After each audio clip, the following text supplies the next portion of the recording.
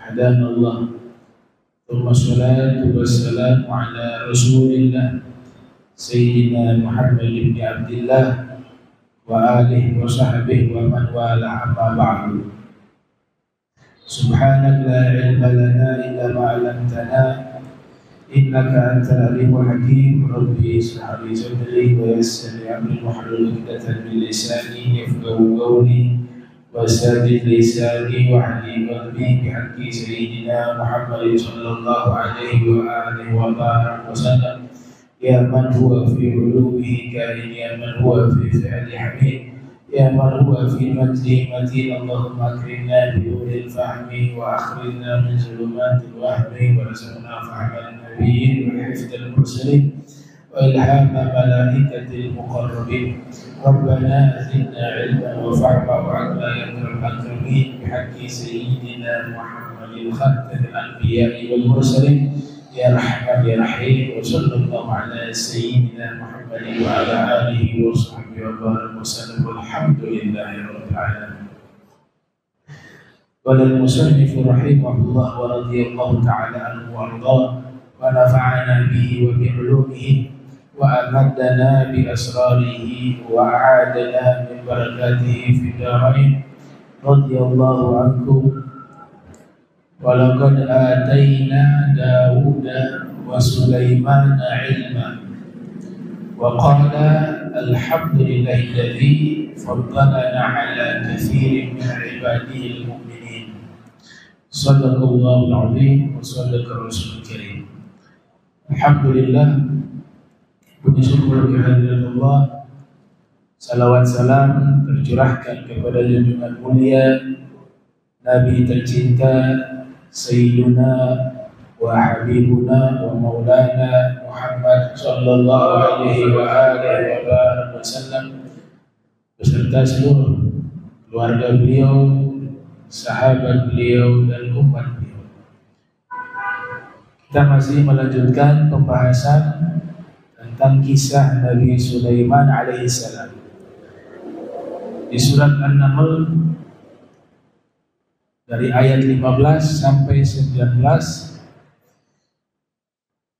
Allah Ta'ala berfirman, walaqad ataina Dauda wa Sulaimana ilma, dan sungguh kami telah berikan kepada Nabi Daud dan Nabi Sulaiman ilmu.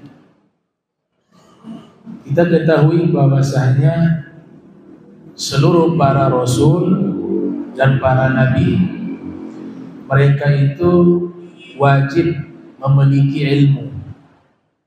Tidak ada seorang nabi pun maupun rasul yang mereka tidak berilmu. Bahkan ilmu mereka di atas rata-rata manusia umumnya. Kita kenal dengan ungkapan di dalam Maulid Burdah atau kitab Burdah. Al-Imam Busiri mengungkapkan di situ, faqan nabiy fi khalqin wa fi khuluqin wa lam yudanuhu fi ilmin wa la karamin wa kulluhum min rasulillahi multamisun garfan minal bahri aw rashfan minad diyami awaqifuna ladayhi inda haddihim min nuqtatil ilmi aw min syaklatil hikam. Yang substansinya adalah semua para rasul, para nabi diberikan ilmu, dan ilmu yang mereka ambil itu dari setitik ilmunya Nabi Muhammad SAW. Nah, di dalam ilmu akidah, ilmu kalam dikenal dengan istilah fatona. Fatona artinya para nabi memiliki sifat wajib, mereka cerdas, pintar, pandai. Sifat mustahilnya para nabi, para rasul, jahlun, bodoh atau tidak mengetahui. Setelah Allah mengatakan, sungguh kami telah berikan kepada Nabi Daud dan Sulaiman ilmu, keduanya menyatakan syukur kepada Allah atas kenikmatan yang Allah berikan. Berarti ilmu itu adalah satu nikmat, satu rizki yang wajib disyukuri. Doa tersebut dinyatakan alhamdulillahilladzi faddalana ala katsirin min ibadihil mu'minin. Segala puji bagi Allah yang telah memberikan anugerah kepada kami melebihi banyaknya dari hamba-hambanya yang beriman. Ya tentu saja mereka diberikan satu kenikmatan yang tidak diberikan kepada manusia lainnya, di antaranya adalah an-nubuwah. Allah memberikan kepada mereka satu anugerah yang disebut dengan an-nubuwah. Dijadikan mereka itu adalah orang-orang pilihannya Allah yang dikenal dengan istilah para nabi. Para ahlul kalam mereka ketika menjelaskan definisi nabi dengan rasul ada beberapa perbedaan. Di mana para rasul diistilahkan oleh para ahlinya yaitu seorang laki-laki. Jadi tidak ada anbiya war rusul dari golongan perempuan. Seorang laki-laki, hurrun, zakarun, hurrun, merdeka, bukan budak. Kemudian disebutkan juga selain mereka laki-laki, merdeka, hurrun, berasal dari orang tua, berasal atau terlahir dari orang tua yang tidak memiliki pekerjaan yang hina. Terlahir dari orang tua baik ayah dan ibu yang tidak memiliki profesi yang hina. Jadi profesi orang tuanya itu profesi yang mulia. Coba antum lihat ibarat para ulama ketika menerangkan para definisi rasul dan anbiya juga sama, nabi berasal dari orang tua yang profesinya tidak profesi yang hina. Bukan dalam rangka menghinakan profesi orang, bukan, tapi definisi para nabi di mana dijadikan standar kalau profesi saja tidak boleh profesi yang hina, maka bagaimana mungkin para nabi terlahir dari orang tua yang kafir? Kalau profesi saja tidak boleh profesi yang hina, maka bagaimana mungkin para nabi terlahir dari orang tua yang tidak mengenal Allah, orang tua yang tidak mengenal Tuhannya, hasya wa kalla. Dan mereka tambahkan lagi, ya laki-laki merdeka, tidak terlahir dari orang tua yang profesinya hina, dari bangsa manusia.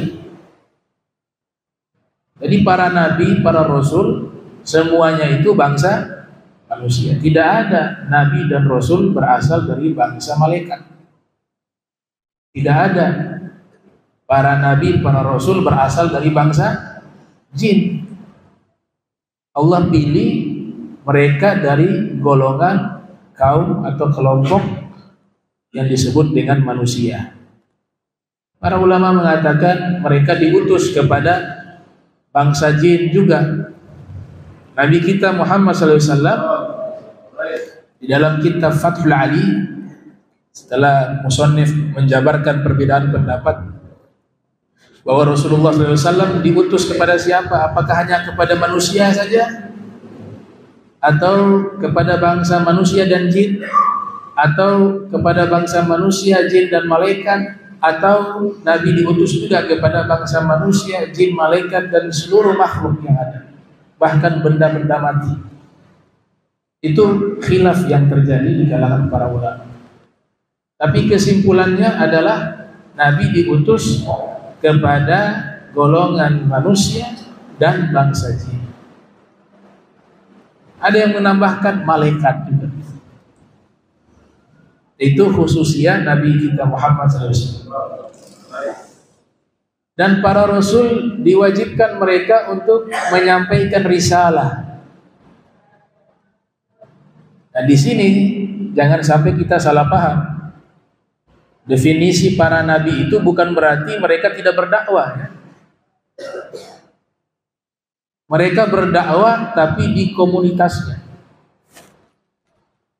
Tugas para nabi menyampaikan risalah Allah sama seperti rasul, akan tetapi para rasul itu ruang lingkupnya lebih luas, bukan hanya kepada kaumnya diwajibkan mereka menyampaikan risalah, tapi nanti ketika mereka hijrah di komunitas yang berbeda tetap wajib menyampaikan risalah. Itu para rasul.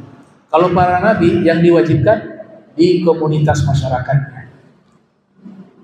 Kalau Nabi kita Muhammad SAW diwajibkan menyampaikan risalah ke seluruh penjuru dunia. Itu perbedaan. Kan kalau kita membaca kitab sejarah, Nabi mengirim surat kepada para penguasa di zamannya. Ada Raja Romawi, dikirim surat. Isi surat itu apa? Ajakan untuk memeluk agama Islam. Ada Raja Persia, ada Raja Ethiopia, ada Raja Mesir, dan seterusnya. Kenapa Nabi mengirim surat kepada mereka yang mereka itu berada di luar Jazirah Arab? Karena Nabi diutus untuk menyampaikan risalah kepada seluruh manusia yang ada di alam semesta ini, yang ada di bumi. Itu perbedaannya. Wa waritha Sulaimanu Dauda. Nabi Sulaiman dan Nabi Sulaiman mewarisi warisannya Nabi Daud. Mewarisi warisannya Nabi Daud. Aktsar al-mufassirin, mayoritas ulama tafsir, mereka menyatakan yang dimaksud Nabi Sulaiman mendapatkan warisan Nabi Daud di situ 3. Al-mulk, kerajaan. Yang kedua, an-nubuwah, kenabian. Dan yang ketiga, al-ilm, ilmu. Nah, para nabi ini berbeda dengan kita. Golongan filosof itu menyatakan bahwa apa yang dicapai oleh para nabi bisa dicapai oleh manusia biasa. Asalkan dia berusaha secara sungguh-sungguh, maka dia akan bisa mencapai apa yang dicapai oleh para nabi. Ini pemikiran yang menyimpang. Kita manusia biasa dari sisi manapun tidak akan bisa mampu mencapai apa yang dicapai oleh para nabi. Karena para nabi itu adalah manusia-manusia yang memang dipilih oleh Allah secara langsung. Kita kenal istilah yang Allah berikan kepada para nabi dan disematkan kepada Nabi kita Muhammad SAW. Ada 2 nama, Al-Mustafa, yang pertama, yang kedua Al-Mukhtar. Itu julukan Rasul. Arti Al-Mustafa, orang yang dipilih dari yang terpilih, orang yang suci dan disucikan, manusia yang dipilih dari yang paling terbaik. Itu namanya Al-Mustafa. Julukan ini, laqab ini, kita manusia biasa, bukan golongan para anbiya, para rasul, tidak akan bisa menggapai magum itu. Kalau Rasul SAW, Muhammad SAW, itu manzilahnya terlalu tinggi. Untuk para nabi yang lainnya itu pun tidak ada satupun manusia yang bisa mencapai manzilah mereka, pangkat mereka, karena mereka dipilih. Nabi Sulaiman, Allah sebutkan mewarisi apa yang diwariskan oleh Nabi Daud, ya karena Nabi Sulaiman adalah nabi, sehingga ilmu itu Allah bisa kasih secara langsung, juga bisa. Seandainya tanpa belajar, bisa. Diberikan kepada Nabi Sulaiman kenabian. Apakah Nabi Sulaiman itu menggapai kenabian dengan usahanya? Tidak. Tapi Allah yang memilih. Maka Makanya hikmah setiap kali ada nabi memiliki anak laki-laki, maka anak laki-lakinya mewarisi kenabian. Itu hukumnya. Nabi kita Muhammad SAW sudah dipilih oleh Allah sebagai khatamun nabiyyin, penutup para nabi. Sehingga hikmahnya Allah wafatkan anak laki-laki. Kalau ada anak laki-laki nabi yang masih hidup, maka hukum ini berlaku. Warisan dari Nabi Muhammad berupa kenabian akan diturunkan kepada anaknya. Maka tidak ada lagi yang disebut khatamun nabiyyin untuk Rasul Muhammad SAW. Sebab itulah anak laki-lakinya wafat. Akan tetapi turunannya diistimewakan oleh Allah.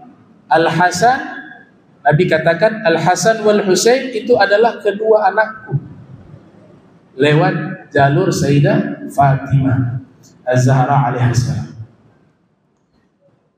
Wa qala ya ayyuhan nas ullimna mantiqat tayr. Kemudian Nabi Sulaiman mengatakan, wahai segenap manusia, kami diajarkan bahasa burung. Kata kami di sini menunjukkan Nabi Sulaiman. Bisa tidak kita berdoa seorang diri tapi menggunakan kata kami? Bisa. Itu namanya apa? Untuk memuliakan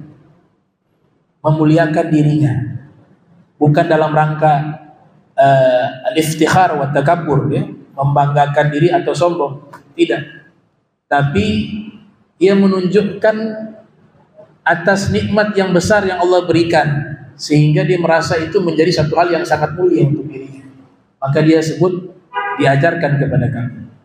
Padahal yang dimaksud di situ aku, Nabi Sulaiman alaihissalam. Ada tafsiran kedua mengatakan diajarkan kepada kami, Nabi Daud juga termasuk,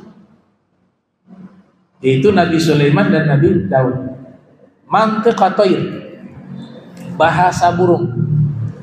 Ini Nabi Sulaiman Allah berikan keistimewaan bisa berkomunikasi menggunakan bahasa burung. Dan bukan hanya burung, hewan-hewan lainnya juga bisa. Ya. Dalam lanjutan ayat memahami bahasa semut. Zaman sekarang juga sudah ada orang memahami bahasa semut.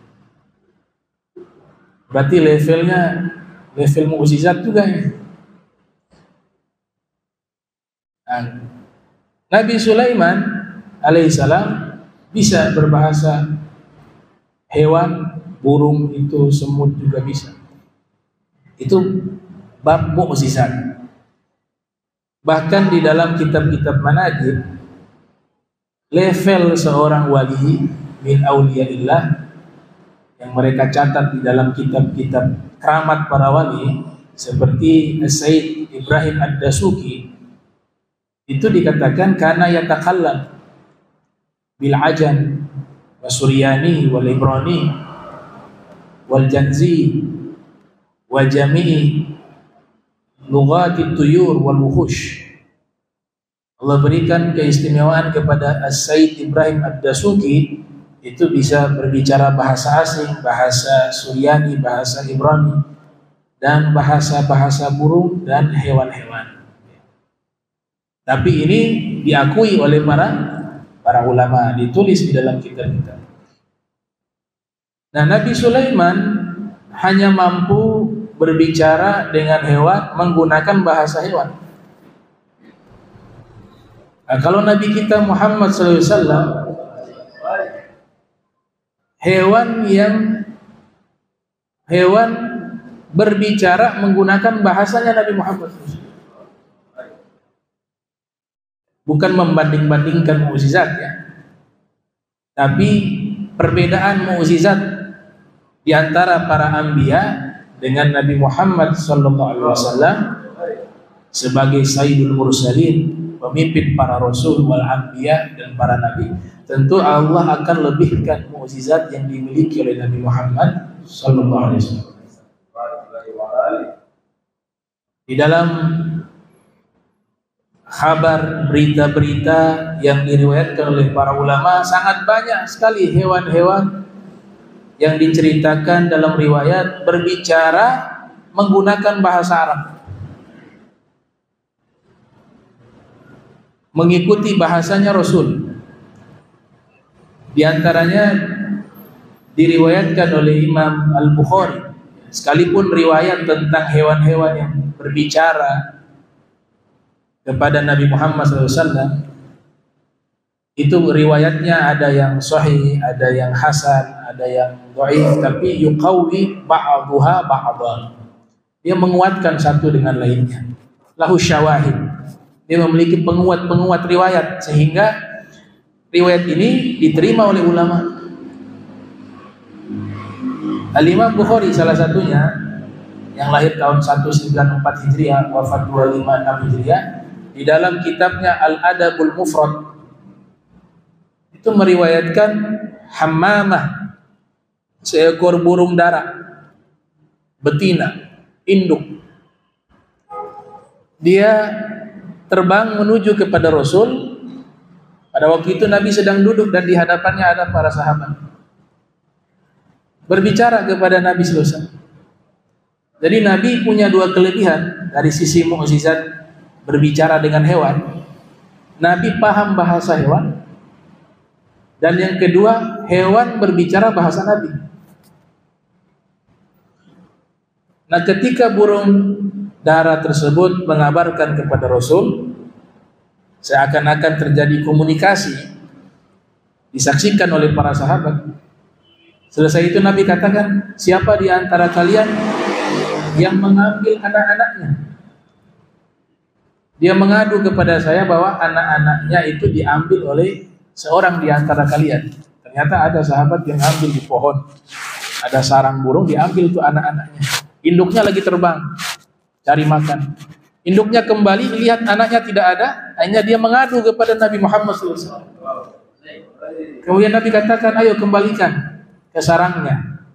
Maka sahabat itu angkat tangan, saya ya Rasulullah, disembunyikan di bagian lengan baju. Bahasa burung itu dipahami oleh Rasul. Riwayat yang lain, banyak ulama-ulama hadis meriwayatkan, di antaranya Imam Ahmad bin Hanbal yang lahir tahun 164 Hijriah, wafat 241 Hijriah, di dalam musnadnya, unta mengadu kepada Nabi. Lapor. Nabi memberikan waktu kepada unta untuk apa? Untuk curhat. Saya dikasih pekerjaan yang berat oleh Tuhan saya. Tapi kalau makan dikasih sedikit. Tolong wahai Rasul, tegur Tuhan saya. Nabi panggil, mana pemilik unta ini? Saya wahai Rasul. Kata Nabi, dia mengadu kepada saya. Kau kasih pekerjaan berat tapi ngasih makannya sedikit.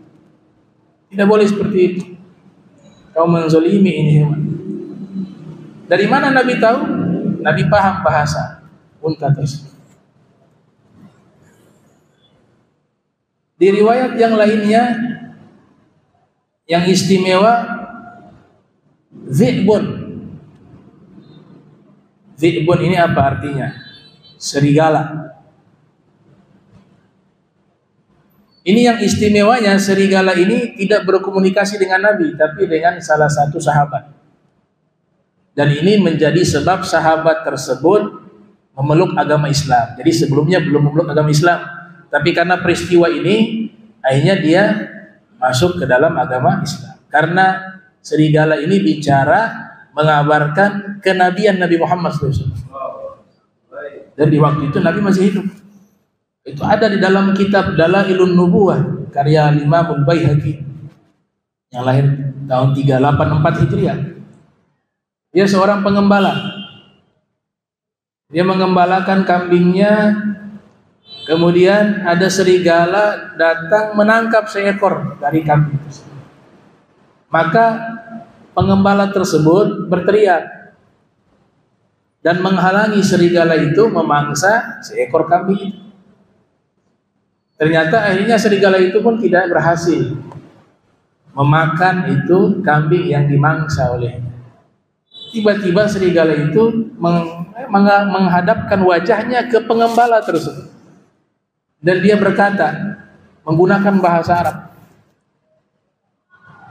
Dia mengatakan, tanzi'u anni rizqa syaqahullah ilayya. Wahai fulan, kamu sudah menghalangi rizki yang Allah berikan kepada saya.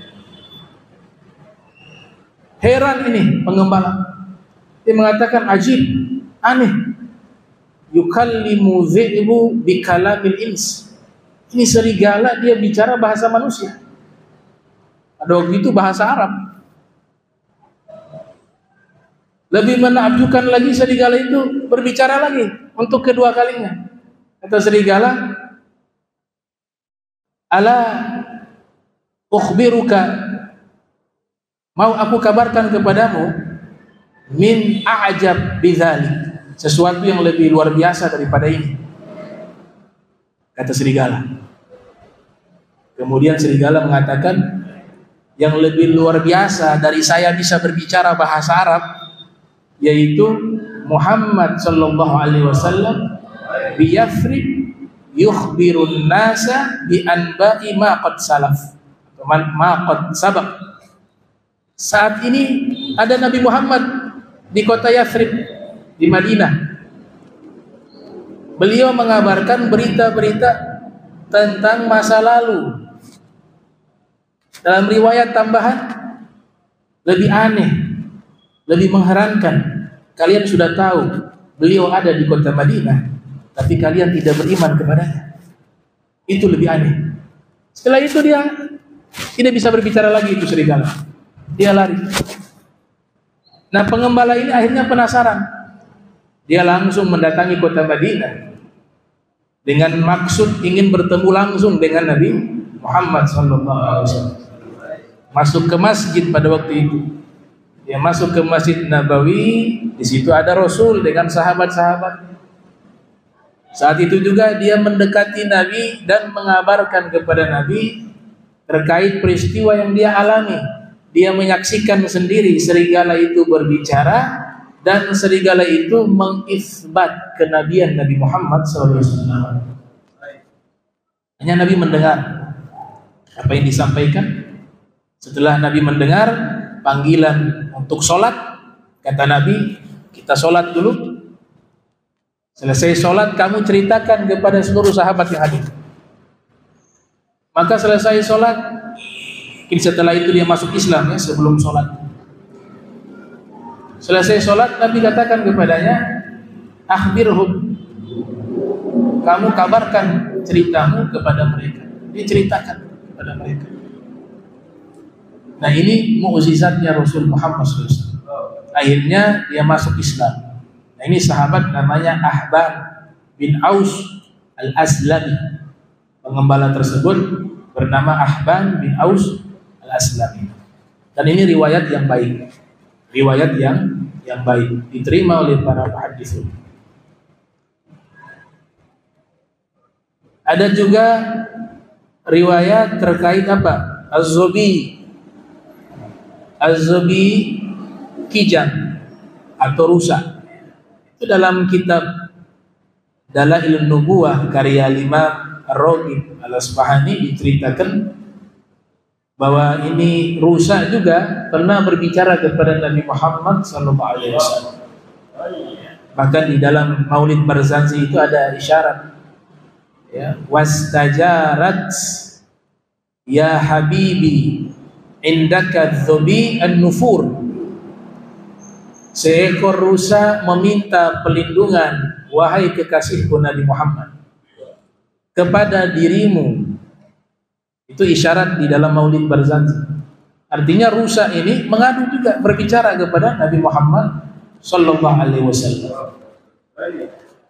Al-Hafiz Ibnu Katsir yang lahir tahun 701 Hijriah, menurut sebagian ulama juga lahir tahun 700 Hijriah. Ada yang mengatakan 700 Hijriah, ada yang menyatakan 701 Hijriah. Al-Hafiz Ibnu Katsir wafat 774 Hijriah. Di dalam kitab Al-Bidayah wa Nihayah ada satu A'rabiyun, satu orang Arab yang tinggal di gurun. Dia sangat benci kepada Nabi. Satu ketika dia berburu dop itu biawak. Biawak gurun itu halal. Tapi Nabi tidak pernah makan.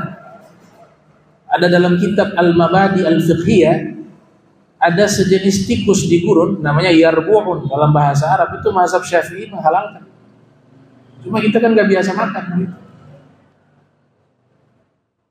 Dia tikus, wajahnya mirip tikus, ekornya kanguru, kakinya mirip hewan. Pokoknya sejenis tikus. Makannya serangga di gurun dan tidak pernah minum air.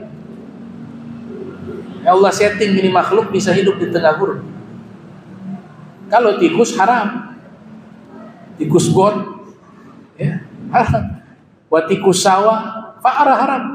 Yang Nabi katakan dilarang membunuh hewan dan perintah membunuh hewan. Ada kan hadis larangan membunuh beberapa hewan. Ini panjang pembahasan. Ada juga perintah membunuh beberapa hewan.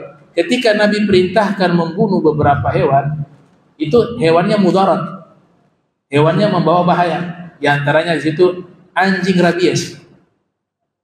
Kalau anjing yang sehat haram, disakiti haram, dibunuh haram. Tapi ketika anjing itu kalbun akur, anjing rabies, maka Nabi izinkan untuk dibunuh karena berbahaya bagi manusia. Anjing gila ya. Ular diperintahkan juga dibunuh, berbahaya bagi manusia. Agrab, kalajengking. Kemudian termasuk al-fa'rah, tikus. Begitu juga hewan yang Nabi larang untuk dibunuh, itu hukumnya haram dimakan. Katak, la taqtulud dafadi' fa inna nagigahunna tasbih. Jangan membunuh katak karena suaranya tasbih. Semut, kecuali memang darurat, kata ulama, tidak sengaja atau memang sudah sangat mengganggu.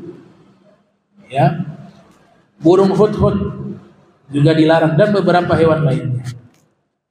Nah, yarbu'un dia sejenis tikus tapi makan serangga, bersih, tidak kotor. Dan itu mungkin dispensasi bagi musafir. Ya. Mereka di sana kan perjalanan jauh di gurun pasir, kadang-kadang bekal habis, makanan habis. Maka syariat memberikan keluasan untuk bisa mengkonsumsi hewan tersebut. Di antaranya juga biawak. Ini A'rabiyun baru selesai berburu biawak, kemudian dia pergi melewati satu tempat. Pada waktu itu Nabi sedang buat kemah di tempat itu dengan beberapa sahabat. Kemudian pemburu biawak ini bertanya, ini di kemah ini siapa? Mereka mengatakan di kemah ini ada Nabi Muhammad. Boleh saya ketemu dengan dia? Kata mereka silakan. Ternyata waktu ketemu dengan Nabi SAW, dia caci maki Nabi dengan ucapan-ucapan yang tidak baik. Beberapa sahabat sudah terpancing emosi, tapi Rasul SAW mengatakan biarkan, gak usah diganggu, biar.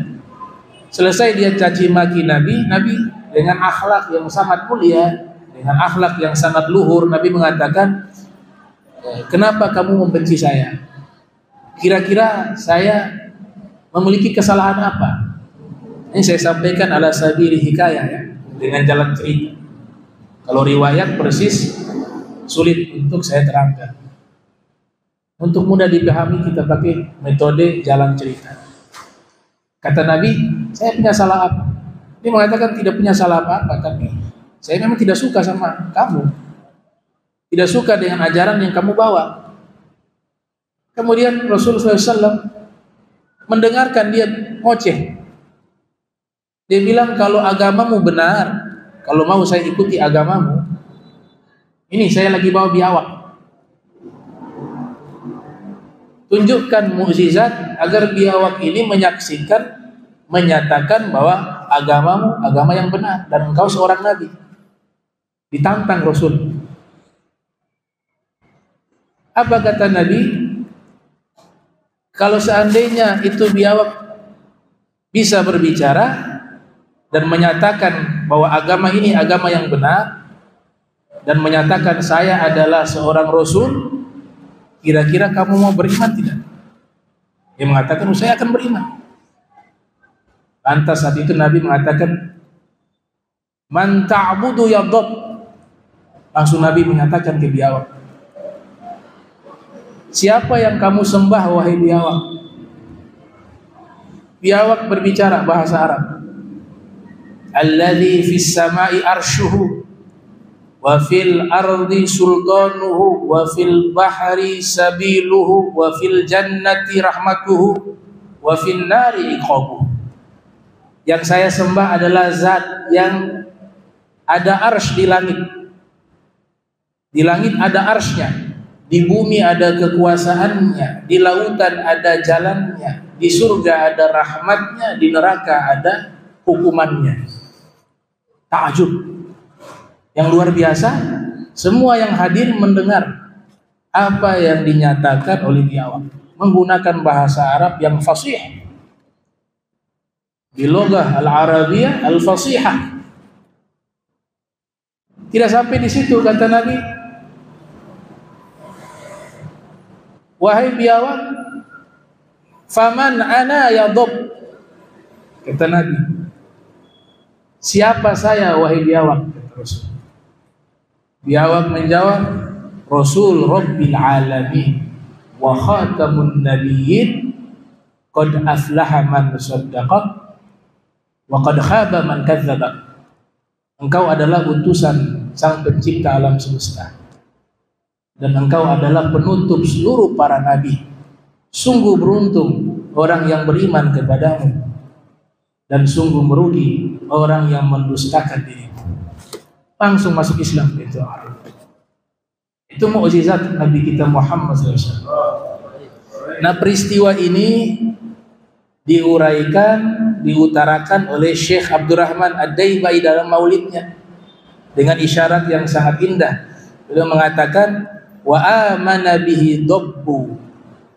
Biawak beriman kepada Nabi Muhammad SAW. Wa sallamat alaihi al-ashjar. Pohon-pohon mengucapkan salam kepada beliau. Wa khatabathul ahjaru. Batu-batu bisa berbicara dengan Nabi Muhammad sallallahu alaihi wasallam. Wa hanna ilaihi al-jiz'u hanina hazinin nadid. Dan batang kurma, ini hadis kuat nih, batang kurma yang ceritanya Nabi jadikan tempat untuk beliau berpidato, sandaran atau pegangan untuk beliau pidato. Ada sahabat menawarkan membangun satu mimbar, digantilah tempat itu dengan mimbar. Kemudian batang kurma itu akhirnya dilepaskan dari tempat itu, dibawa keluar dari masjid. Terdengar tangisan waktu itu karena batang kurma tidak tahan, tidak kuat berpisah dengan Nabi Muhammad SAW. Ini hadis banyak diriwayatkan oleh para imam ahli hadis. Al-Imam Ad-Darimi juga meriwayatkan, dan banyak, bahkan dikatakan oleh Profesor Dr. Sayyid Muhammad bin Ali Al-Maliki bahwa hadis tangisan batang kurma itu derajatnya hampir mutawatir. Diriwayatkan oleh banyak sahabat, banyak periwayat. Nah, ini mukjizat Nabi Muhammad sallallahu alaihi wasallam.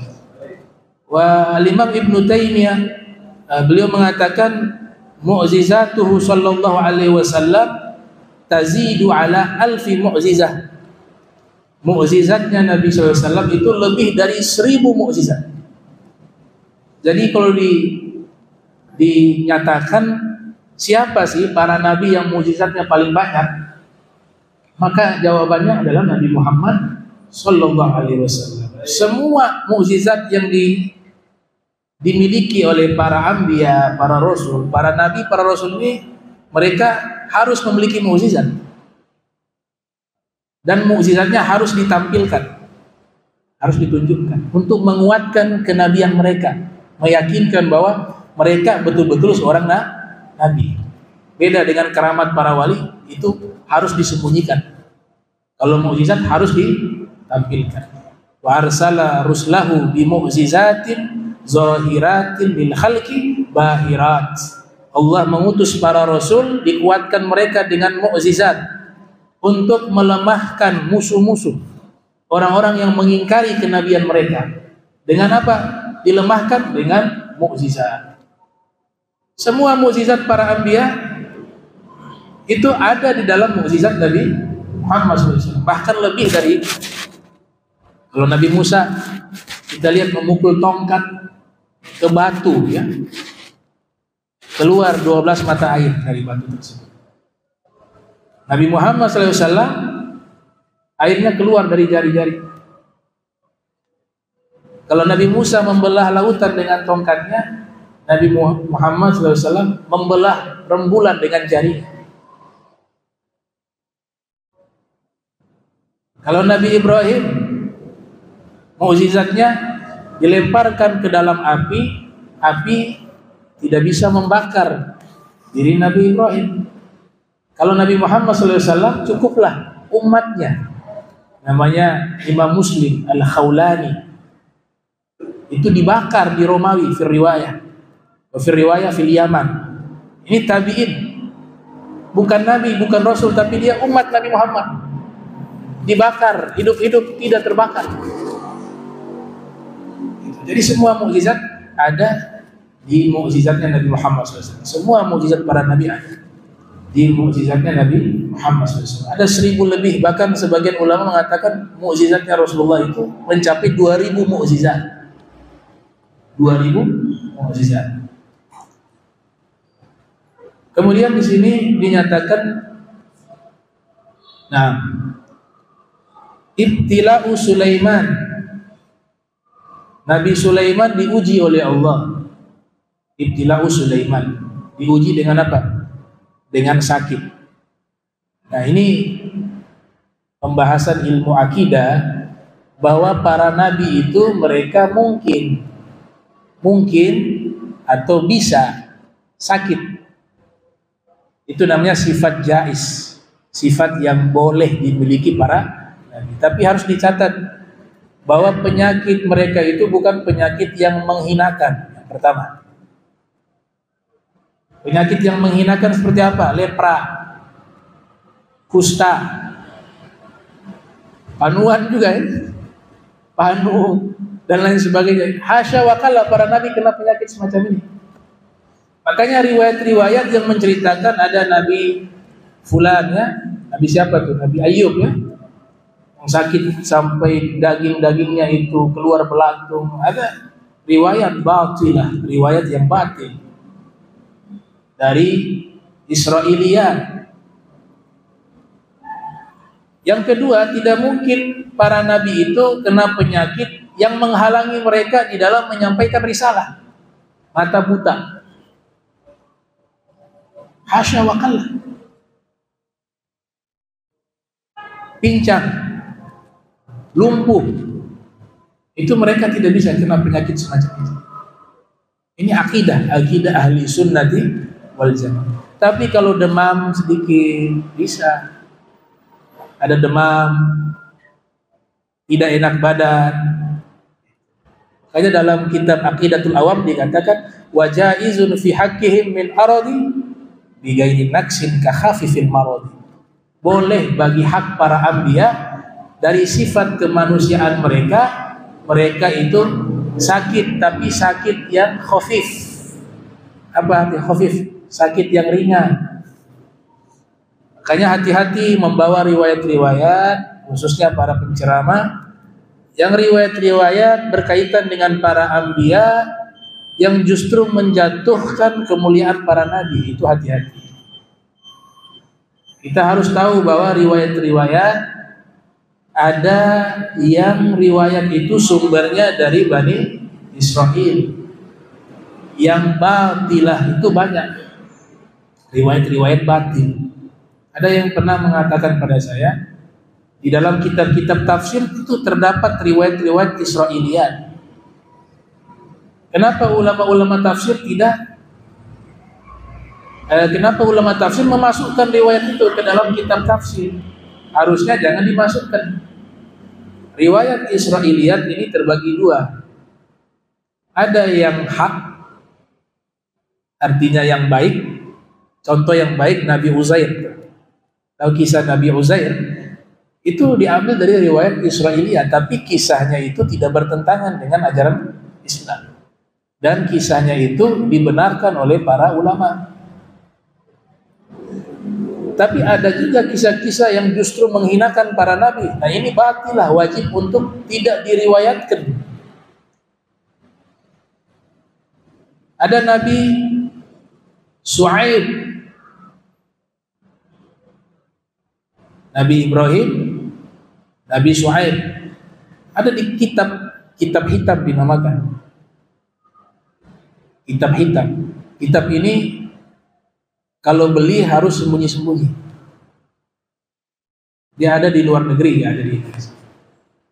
Karena membongkar kebobrokan pemikiran agama-agama yang menisbatkan diri mereka ahli kitab, tapi justru isinya itu adalah menistakan agamanya.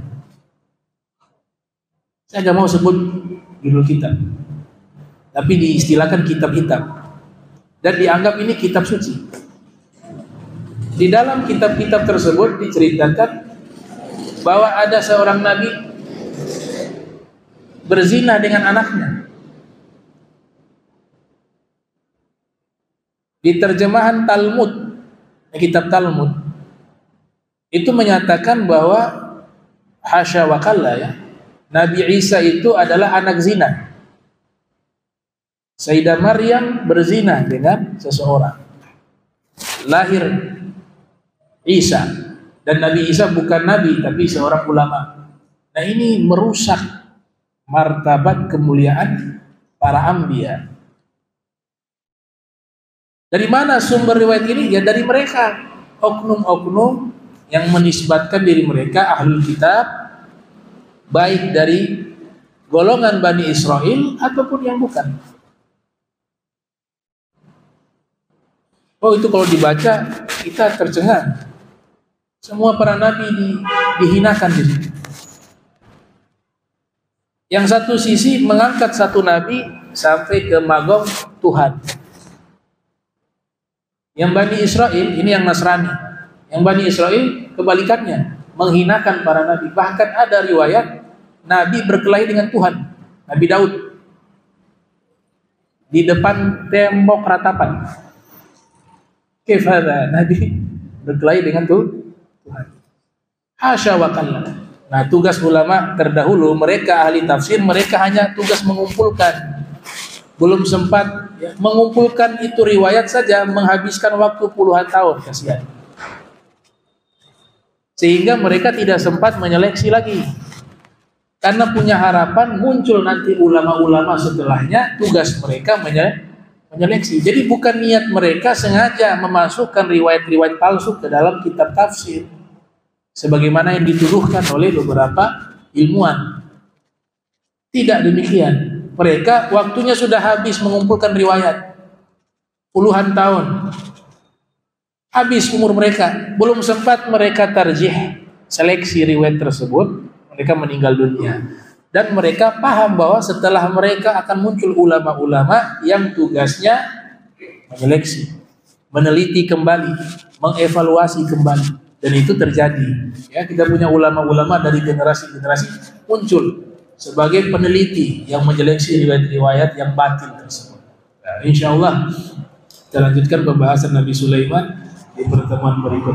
Allahumma jam'ana hadza jam'a marhuma wa tafarraqan wa tafarruqan ma'suma wa la taj'al minna wa la minna syakila mahruma. Subhanaka bihamdika asyhadu an la ilaha illa anta astaghfiruka wa atubu ilaik. Wa sallallahu alaihi Muhammadin wa ala alihi wa sahbihi wa baraka wasallam. Wa lafu minkum wassalamu alaikum warahmatullahi wabarakatuh.